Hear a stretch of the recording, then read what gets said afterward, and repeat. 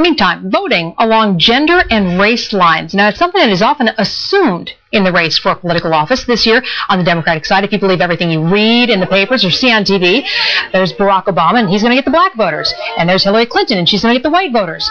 But so far, it seems voters are choosing candidates whose positions they like, and not voting by gender or race solely. So, is the gender and race factor really a factor? Christopher Hitchens is a writer for Vanity Fair and joins us now. You know, every time somebody talks about the South Carolina primary, they mention what percentage of the primary voters on the Democratic side are black, with the assumption then that they're all going to vote for Barack Obama. It sounds like things are changing, though. People are making up their own minds. I think we should make it a principle that the definition of racism is the belief that the human species is divided by race. If, like me and millions of other people who don't think that, you don't think that we are subdivided as a species by race, the whole picture changes very abruptly. For example, why does someone with a white mother get called black? Now, why isn't his claim to be white is surely just as good as mine? Well, and I, by the way, have been to the National Geographic and had, as you can have for $100, my DNA analyzed. And I can show you on a map which part of Africa my ancestors come from.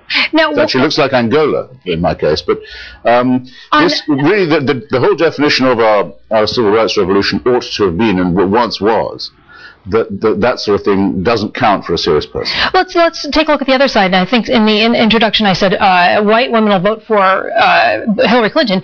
They're saying women will vote for Hillary Clinton. We were talking about Iowa. They kept on analyzing how many female primary voters there were.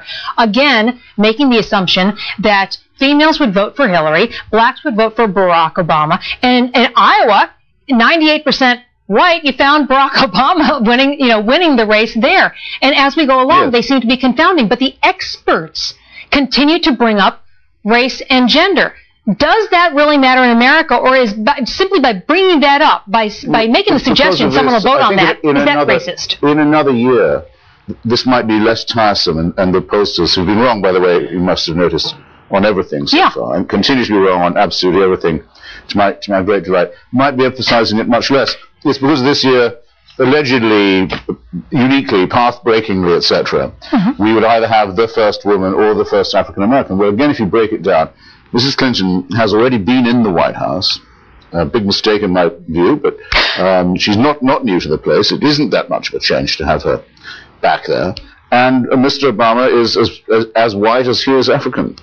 So that really it's much less sensational than we think.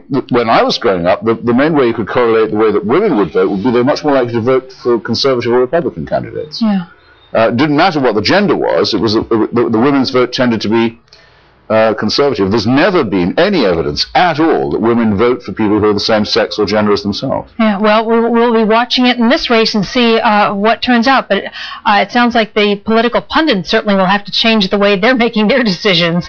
Christopher Hitchens, thank you very much for joining us. Writer for